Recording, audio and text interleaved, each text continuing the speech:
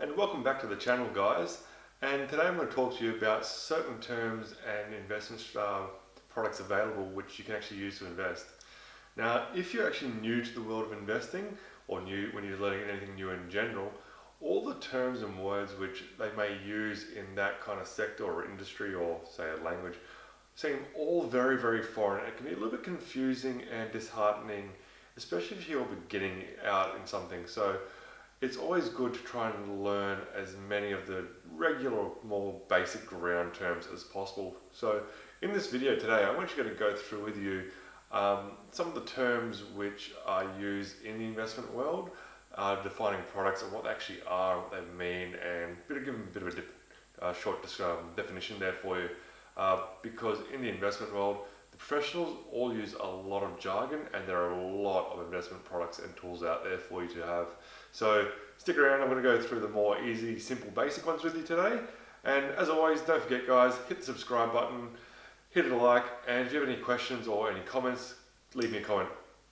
Okay, so let's get started, and we'll start with a term which gets used in the investment sphere quite a lot, where people might not actually know the correct term of it.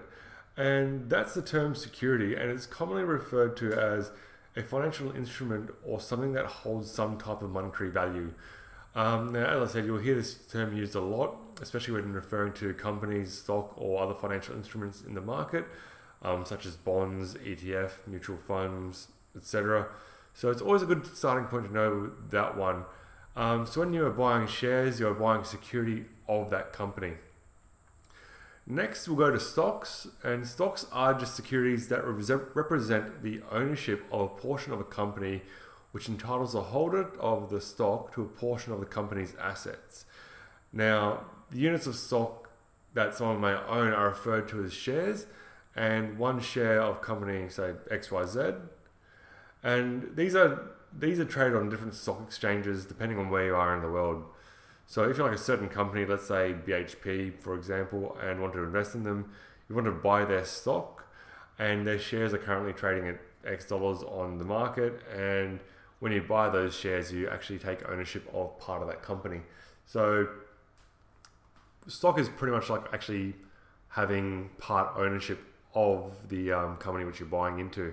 So when I say part of the assets, you have a specific proportion according to how many shares of that company you buy. So I think BHPs and those companies have millions of shares. So when you say buy 10 shares, you have that kind of ratio ownership of that company. The more shares you own, the more ownership of that company you actually have, and on portion of those assets you have ownership over. So, and the stock exchange simply refers to a place where these shares are traded. So it's pretty much the marketplace that allows the transactions of stocks. So for the above example of BHP, they're more listed on a couple of exchanges around the world. I think more commonly people might think of them as being in Australia. So here in Australia, if you were in Australia, you'd buy them on the Australian Stock Exchange or the S&P ASX 200.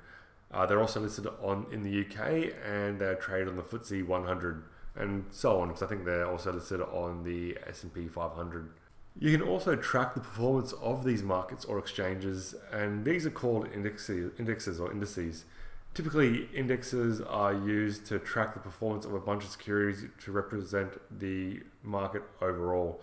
So there are indexes for the overall market or for certain sectors in the market as well. So there are many indices around the world depending on which marketplace you're trading. So you got, say, the more common ones, which is the S&P 500 in America, the Dow Jones Industrial Average, or the Dow, the DJI, the Nasdaq, which typically covers the tech stocks in the States, the FTSE 100, which is the UK-based exchange, the DAX 100, I think it was, which is the German index, the ASX S&P 200, which is the exchange for the Australian, or the index for the Australian market, and so on, depending on which market you place trading in the world. So there's also the Nikkei, the Hang Seng, and like I said, the whole bunch, depending on which companies and which markets you actually want to trade. Another financial product is a mutual fund, And this is where a lot of people put their money from suggestions from financial advisors and banks and things as a way to invest and grow their capital over time.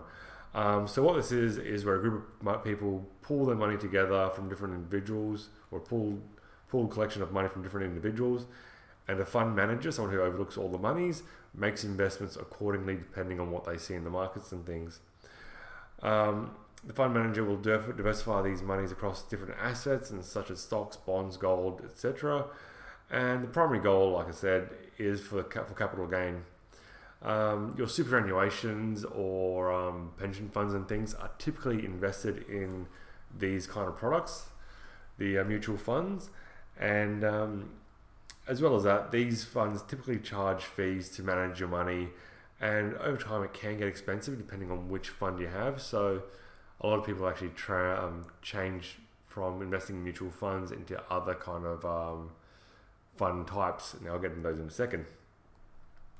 There are a large number of funds out there, and they have all different rates of performance and things like that. So, and one thing to remember is past performance performance doesn't represent future performance.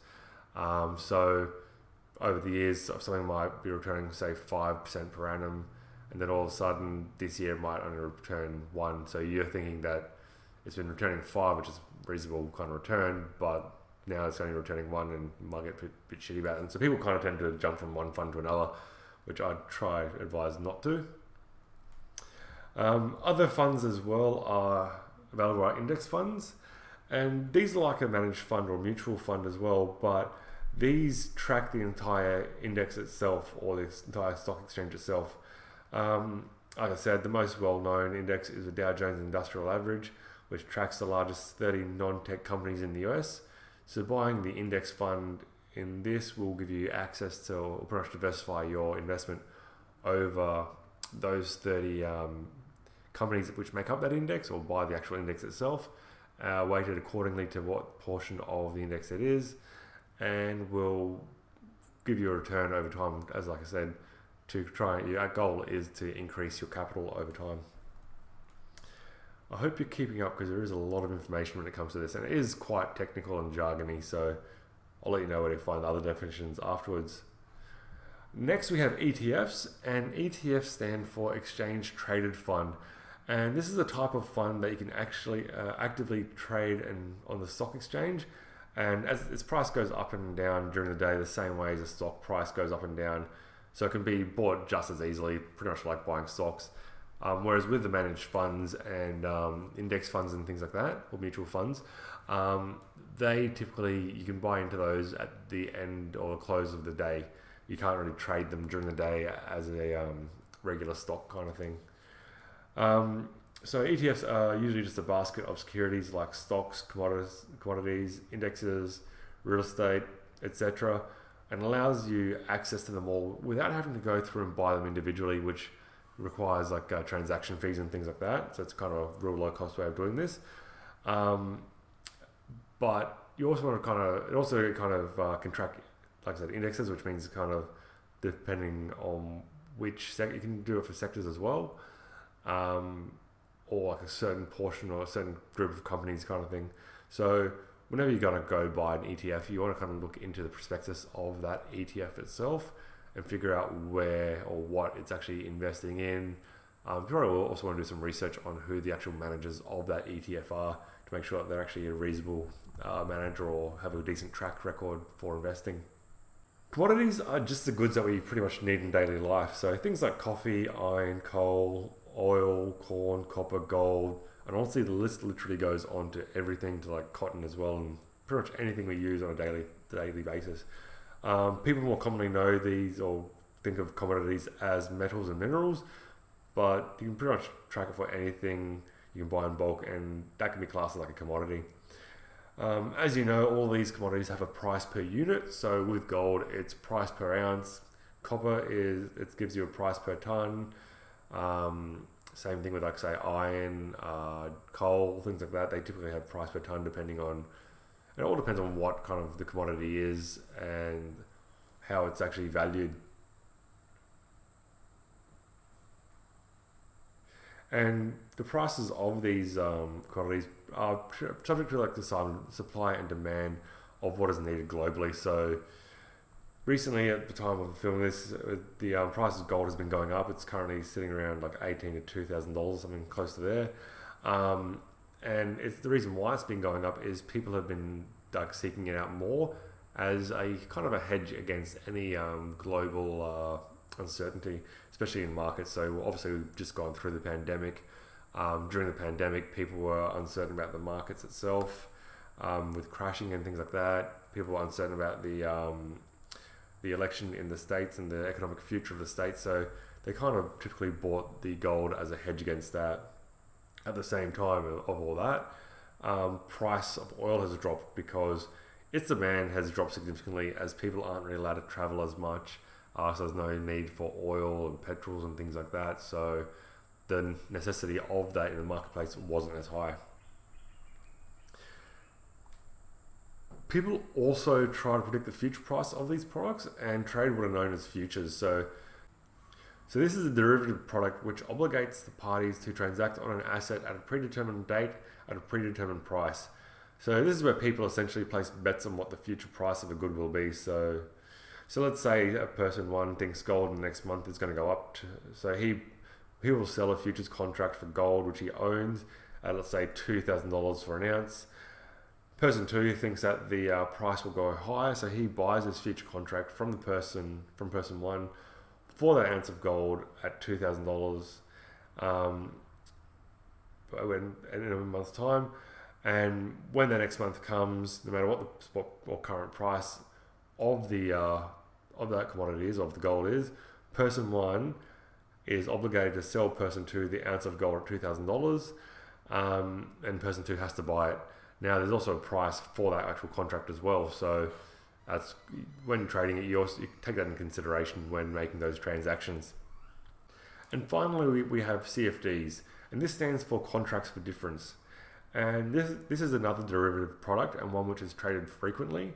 And this is an arrangement made where the difference between the open and close price of a trade is settled in cash without the delivery of the underlying security.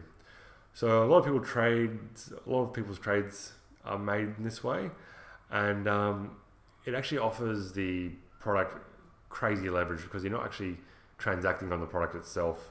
So you don't have to kind of say, I'm going to buy 10 tons of oil or copper or coal or whatever for using like $10 kind of thing.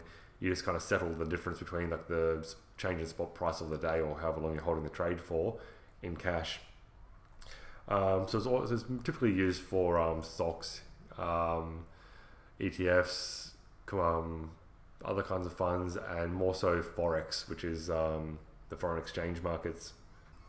So with that leverage as well, which is offered for those CFDs, it's a great way to make a lot of money really quickly.